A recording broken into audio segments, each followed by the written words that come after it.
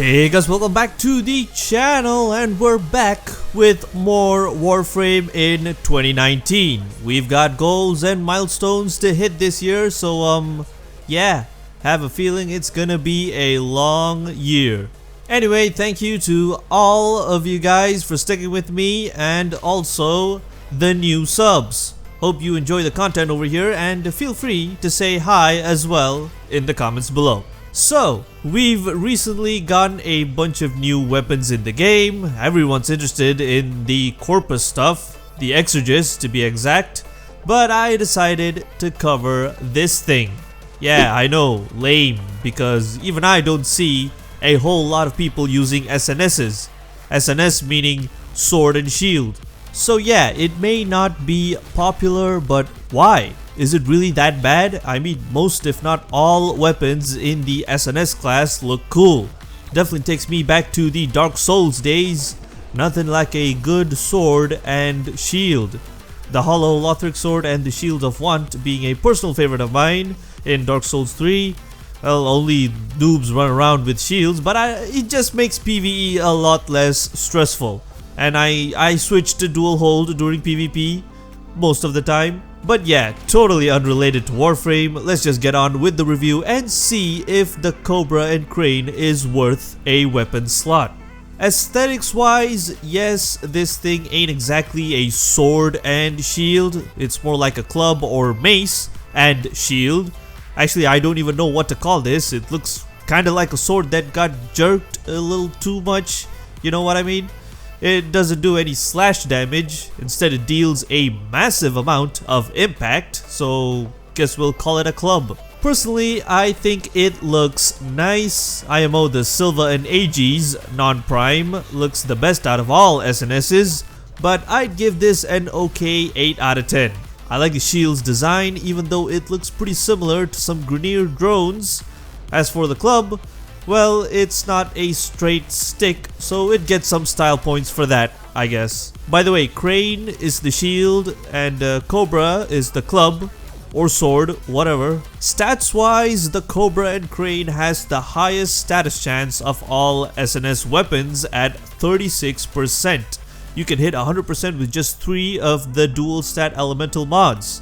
Crit chance, however, is a shame, unfortunately. I would have liked for it to just be a little higher, maybe 15%, because I'm that guy who loves hybrid builds. With that said, a crit chance of 10% I feel is just a little too low for a convincing hybrid build. Crit multiplier ain't anything special either, only 1.5x, but like other sword and shield weapons, this thing has an extra trick up its sleeve, where blocking attacks with the shield will net you some extra damage multiplier, up to 4 stacks. As for the other numbers, attack speed is alright, still a little slower than I'd like, but that impact damage though, 90 base impact is great, but the absence of slash just dulls it. I mean, like, come on, the Cobra looks damn close to a sword. It's gotta have some slashing power in it, right? Well, I guess following with Baruuk's theme of quote-unquote pacifism, we're just gonna whack enemies on the head with our swords instead of slashing them into many bite-sized pieces for the Kubradons.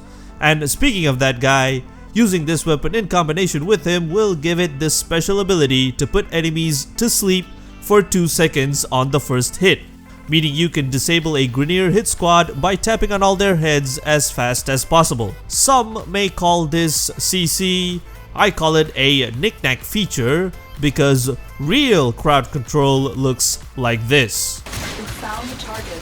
Capture them quickly before they escape. Right, moving on. In the power test against a level 30 Nox, the Cobra and Crane manages a time of 25.26 seconds. Kinda meh, really.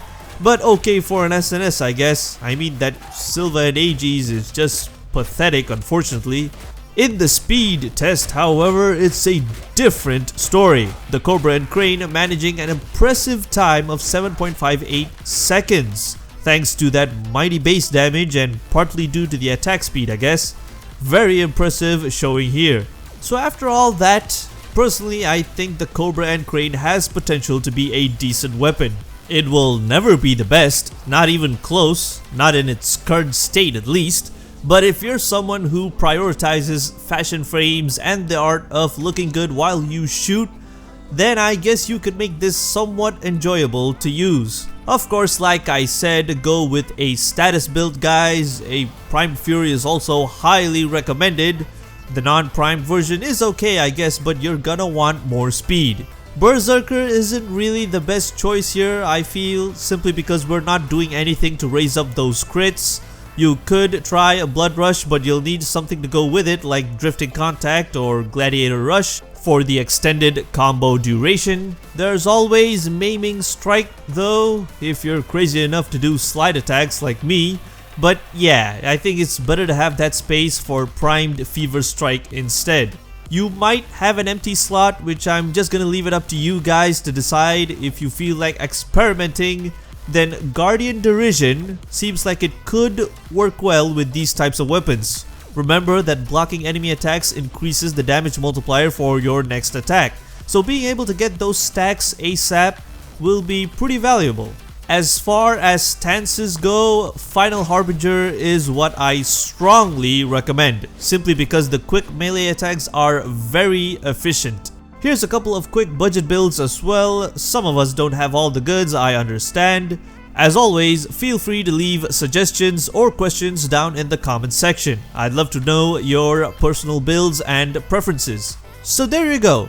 It's an okay weapon. I mean, it would be pretty good if that passive, which allows you to put enemies to sleep, wasn't a Baruuk exclusive. Also, if the damage multiplier buff lasted longer, like let's say 10 seconds, then wow, I would totally use this and be rolling around like I used to in the Souls games. But the thing is, swordplay in this game just doesn't feel as good as it did for me in Dark Souls 3. I mean, yeah, there are still flaws, but it was pretty damn good already in the third installment. The weapons had a really nice slashing feel to them, the ability to infuse stuff and buff your sword. I mean, compared to other stuff I tried like Skyrim, swordplay over there is pretty damn clumsy. Just stick to spells and fire.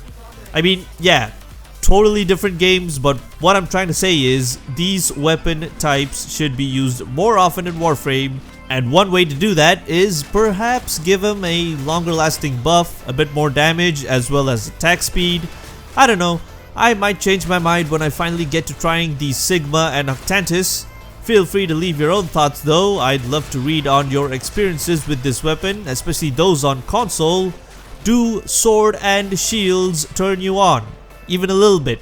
Let me know. That's all for this video. If you found it helpful or even cool, then help me out a bit and tap that like button. Subscribe for more Warframe content, and I'll see you guys real soon in the next video.